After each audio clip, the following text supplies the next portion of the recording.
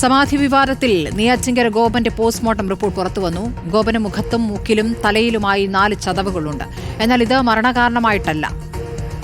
ഗോപന് നിരവധി അസുഖങ്ങളുണ്ടായിരുന്നു. രാസപരിശോധനാ ഫലം വന്നാലേ മരണകാരണം നിർവചിക്കാനാവൂ എന്നും റിപ്പോർട്ടിൽ പറയുന്നു. അതേസമയം നെയ്യാറ്റിൻകര ഗോപന്റേത് സമാധിയെന്ന് ആവർത്തിച്ച് കുടുംബം രംഗത്തെത്തി. ഗോപന്റെ ശരീരത്തിൽ മുറിവുകൾ ഉണ്ടായിരുന്നില്ലെന്നാണ് കുടുംബത്തിന്റെ വാദം. ഈ ക്ഷേത്രത്തിന്റെ സമാധിയോടനുബന്ധിച്ച് ഇത്രയും വിഷയങ്ങളുണ്ടായെങ്കിലും ഈ സമാധിയിൽ വരുന്ന വരുമാനം ഒരിക്കലും നമ്മളെ കുടുംബത്തിന് വേണ്ടി, ഒരിക്കലും നമ്മുടെ നിത്യ ഉപജീവന മാർഗത്തിന് ഒരിക്കലും ഉപയോഗിക്കത്തില്ല. അങ്ങനെ പറയുന്നവർ ഒരുപാട് പേരുണ്ട്. ഇത് വെച്ച് ഇനി ഒരുപാട് ഉപജീവന മാർഗം പണ്ടെങ്ങനെയാണോ ഒരു പശു വളർത്തുവാൻ വേണ്ടിയിട്ട് നമ്മൾ അച്ഛൻ തന്നെയാണ് അത് ഭഗവാൻ അഭിഷേകത്തിനും വേണം, നമ്മുടെ നിത്യ ഉപജീവനമാവും. അതിനുള്ള രീതിയിൽ തന്നെയാണ് പശു വളർത്താൻ തീരുമാനിച്ചിരിക്കുന്നത്. അതിന് ഒരു മാറ്റവും അധ്വാനിച്ച് തന്നെ ജീവിക്കും. ഈ ക്ഷേത്രത്തിനെ വിൽക്കുവാനോ അതുപോലെ തന്നെ ഇതിനെ ആക്കും ഈ ഒരു ട്രസ്റ്റിനെ ഉടമ്പടി റദ്ദാക്കാനോ എനിക്ക് പോലും അധികാരാവകാശങ്ങളില്ല. ക്ഷേത്രനെ വിൽക്കാൻ പറ്റത്തില്ല. ഭഗവാന്റെ പൂജാതി കാര്യങ്ങൾ നിത്യവും ചെയ്ത് മാത്രമേ മുമ്പോട്ട് പോകുവാൻ പറ്റുള്ളൂ. അതങ്ങനെ തന്നെ ഭക്തി മാർഗത്തിൽ പോകാൻ തന്നെ താല്പര്യം. അല്ലാതെ ഭഗവാന്റെ പണം എടുത്തിട്ട് ഒരിക്കലും ജീവിക്കേണ്ട ഒരു കാര്യമില്ല ഈ കുടുംബത്തിന്. അരുൺ സോളമൻ വിവരങ്ങളുമായി. അരുൺ, ഇപ്പോൾ ഈ പോസ്റ്റ്മോർട്ടം റിപ്പോർട്ടിനോട് പ്രതികരിച്ചില്ലേ കുടുംബം?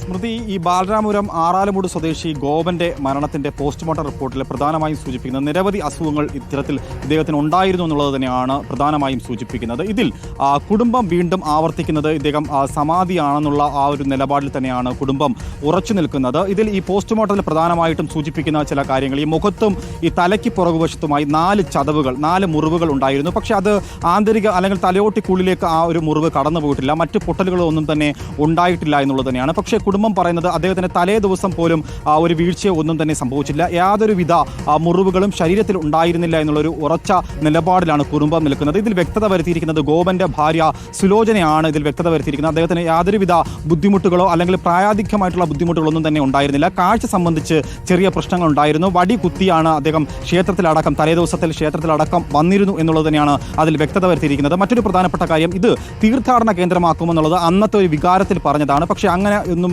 ഇല്ല എന്നുള്ളത് ഇന്നിപ്പോൾ കുടുംബം പറയുന്നു. ഇത് ആ കുടുംബത്തിന്റെ മാത്രം സ്വകാര്യപരമായിട്ടുള്ള ഒരു വിഷയമാണ്. ഇതിൽ ഈ സമാധിയിൽ നിന്ന് കിട്ടുന്ന വരുമാനം യാതൊന്നും തന്നെ കുടുംബത്തിന്റെ ആവശ്യങ്ങൾക്ക് വേണ്ടിയിട്ട് ഉപയോഗിക്കുന്നില്ല.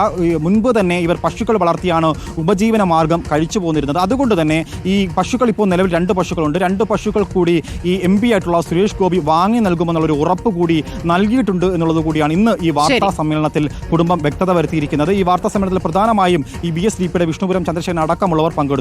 അരുൺ സോളമനാണ് വിവരങ്ങൾ നൽകിയത്.